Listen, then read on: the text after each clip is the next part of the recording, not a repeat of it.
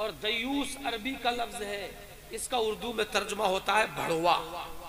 मुस्तफ़ा कहते हैं वो भड़ुआ है जिसकी बेटियां और बहनें और माएँ बेपर्दा नुमाइश करती घूम रही हैं और वो पाबंदी नहीं लगा रहा, और कोई भी भड़ुआ जन्नत में नहीं जाएगा।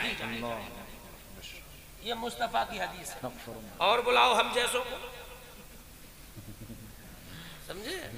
हमें बुलाओगे तो लगी नहीं रखेंगे, ये समझ लो। डरते किसी से है नहीं, अल्लाह का पैगाम पहुंचाना है डंके की चोट पे, समझ रहे हो कि नहीं? मैं तुम्हें खुश करने नहीं आया हूं कि तुम्हें जन्नती बना के चला जाऊं, बस तुमने जलसा सजा लिया काफी है। नहीं, ये कुछ काफी नहीं है। इन जलसों को भी मजाक बना के रख दिया है तुमने। जलसों में भी तुम्हें एंजॉय चाहिए, जलसों में भी तुम्हें मजे चाहिए, जलसों का भी फुल मजाक बना के रख दिया है। मेरे भाइयों, अगर कामयाब होना है तो गौसे आजम का नाम भी लो, और गौसे आजम ने जिन कामों को कहा है उन कामों को भी करो। बेशक बेशक। मेरी माँ और बहनों, तुम भी लंबे सजदे करो। और ऐ नौजवानों, दाढ़ी मुड़ा के लग रहे हो बहुत अच्छे, समझे? दाढ़ी नहीं रखेंगे, पता नहीं कौन सी बीमारी है दाढ़ी में। अगर दाढ़ी बुरी चीज होती तो रब अपने महबूब के चेहरे पे दाढ़ी जमाता ही नहीं। बस एक ही बात सुन लो, ज्यादा लंबी चौड़ी बात नहीं करूंगा। अगर दाढ़ी बुरी होती तो कायनात के सबसे खूबसूरत चेहरे यानी चेहरे नबी पे दाढ़ी ना होती।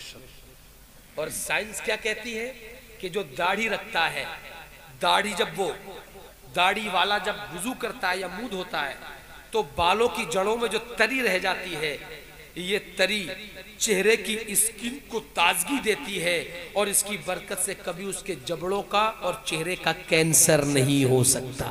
सुभान अल्लाह, सुभान अल्लाह, सुभान अल्लाह। ये दाढ़ी की बरकत है। तुम्हें दाढ़ी बुरी लगती है, तुम्हें दाढ़ी अच्छी नहीं लगती? अरे मौलाना साहब, अभी तो एक बच्चे की बारात होना बाकी है, अभी रखा लेंगे, अभी कल को ये करना है, अभी रखा लेंगे।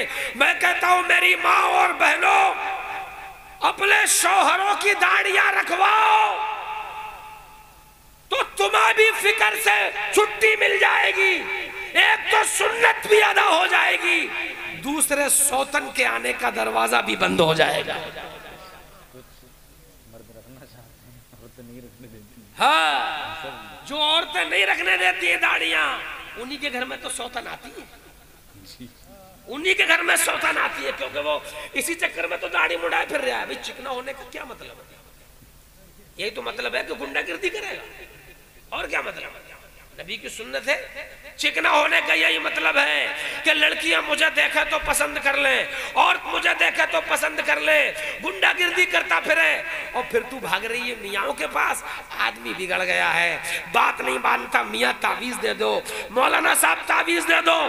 हाँ, मैं तावीज दे के जा रहा हूँ, एहसानुल हक एक तावीज दे के जा रहा है। मेरी माँ और बहनों, ये तावीज गले में नहीं पहना जाएगा, ये तावीज तुम्हारे आदमियों के चेहरे पे सजाया जाएगा। इसी तावीज का नाम दाढ़ी है। अपने मर्दों की दाढ़ी रखवा दो, गुंडागिर्दी की नजर भी खत्म हो जाएगी और तुम्हारी टेंशन भी खत्म हो जाएगी। नारे तकबीर, नारे रिसालत, नारे गौसियत। सुभान अल्लाह, सुभान अल्लाह। बोलो, बात समझ में आ रही कि नहीं आ रही? या मैं कह रहा हूं, मैं सुन रहा हूं?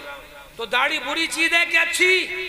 जोर से बोलो, अच्छी है कि बुरी है? अच्छी चीज है। और अच्छे काम को समझाओ, और आदमी ना माने तो जो अच्छी बात ना माने वो अच्छा है कि बुरा? जोर से बोलो। तो जो अच्छी बात को माने वो अच्छा, और जो ना माने वो। तो मैं देखना चाहता हूं इस महफिल में कि दाढ़ी जैसी अच्छी चीज को मानने वाले कितने लोग हैं। कौन नौजवान इस महफिल में गौसे आजम के जिक्र की बरकतों से आज इस महफिल में दाढ़ी रखाने का ऐलान करता है? बोलो, है कोई? सुभान अल्लाह, नारे तकबीर। खड़े हो जाओ भैया, खड़े हो जाओ, खड़े हो जाओ, खड़े हो जाओ। अरे मेरे भाई, मुझे तुम जैसे नौजवानों की जरूरत है। इधर आ जाओ, इधर आ जाओ। सुभान अल्लाह, इस्तकबाल करो जरा। हमारे भाई साहब, आप भी इधर आ जाइए। क्या नाम है आपका? मोहम्मद सलीम। सुभान अल्लाह, अल्लाह ताला बरकत अता फरमाए। आपका क्या नाम भाई साहब? मुख्तियार अहमद। अरे अरे शर्म करो, शर्म। और हाथ उठाओ, इधर आओ। जाओ मत यार, आज तो मैं तुम्हें देखना चाहता हूँ। अब इन्होंने तौबा कर ली, अगर ये आज ही ने नमाज याद हो और आज ये पढ़ाना चाहे तो इनके पीछे नमाज हो जाएगी। ये पावर है दाढ़ी की, ये पावर है दाढ़ी की। ये दो लोग हो गए। एक और आदमी मैं देखना चाहता हूं, कौन ऐसा है जो 11वीं वाले के नाम पे उनकी मोहब्बत में दाढ़ी रखाने का ऐलान करे। अरे नौजवानों, इस चीज से मत डरो कि शादी नहीं होगी। मैं अल्लाह की कसम खा के जा रहा हूं, अगर तुम कुंवारेपन पे दाढ़ी रख लोगे तो गौसे आजम बिगड़ी हुई औरत को तुम्हारी बीवी नहीं बनने देंगे। तुम्हारी बीवी भी अगर कोई बन के आएगी तो कनीज़े फातिमा ही बन करके आएगी। ये मैं वादा करके जा रहा हूं तुमसे। तुम गौस के नाम पे दाढ़ी रखाओ, ऐसी वैसी औरत तुम्हारे घर में बहू नहीं बन पाएगी। बोलो।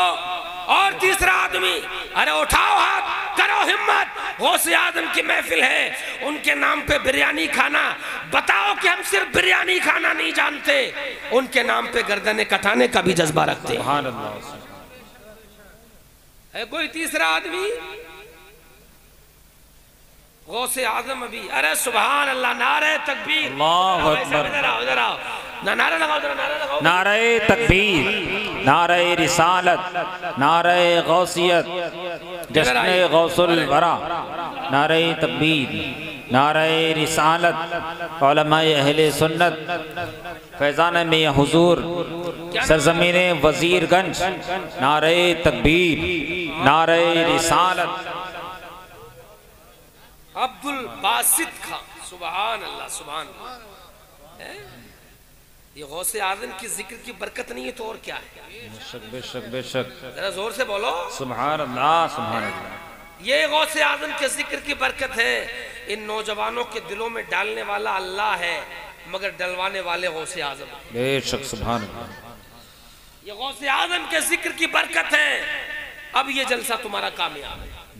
मैं रात भर सुनाऊं, तुम रात भर सुनो और कोई अमल ना करे, कोई फायदा नहीं। अब ये जलसा तुम्हारा कामयाब है। जिसे जाना है उसे जाने दो, क्योंकि ये तौफीक की बात है। कितने करोड़पति पड़े हैं मगर हज करने नहीं पहुंच पाए। हमने ऐसे भी देखा है जो रिक्शा चला के हज करने गए। जी जी, हकीकत बात। ये तो अपने अपने हैं फैसले, ये तो अपना अपना नसीब है। कोई उड़ के रह गया बाम तक, कोई कहकशां से गुजर गया। कोई उड़ के रह गया बाम तक, कोई कहकशां से गुजर गया। और अक्ल वालों के नसीबों में कहां ज़ौक़े जुनू, इश्क वाले हैं जो हर चीज लुटा देते हैं। मेरे भाइयों, बस इतना याद रखो नौजवानों, तुमने दाढ़ी रखाई है, अल्लाह ताला इन तीनों लोगों की उम्र में बरकतें, आमीन। गौसे आज़म के जिक्र की बरकत से मौला इनके घरों में जादू, टोने, खबीस, नजरे बद, शैतान, जो बलाएं हैं उन सब को निकाल करके भगाए। और अल्लाह ताला इनको करोड़पति बनाए और दीन की दौलत उससे भी ज्यादा अता फरमाए। आमीन बिजाहिल नबील अमीनिल करीम।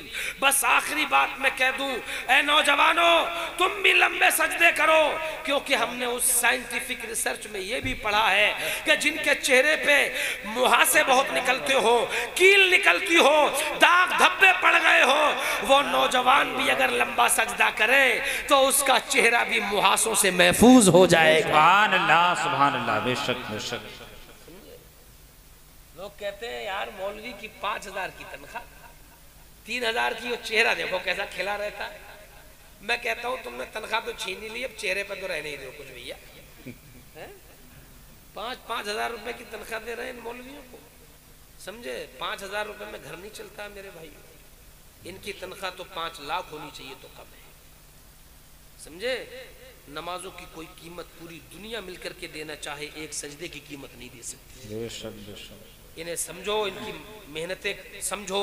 ये तुम्हारे बच्चों को अल्लाह का नाम लेना सिखा रहे हैं, इनकी खिदमतें करो। याद रखो, हर पैसे का अपना नसीब होता है, हर आदमी का पैसा दीन में खर्च नहीं होता, और हर जिंदगी की अपना नसीब होता है। हर जिंदगी दीन के लिए इस्तेमाल नहीं होती।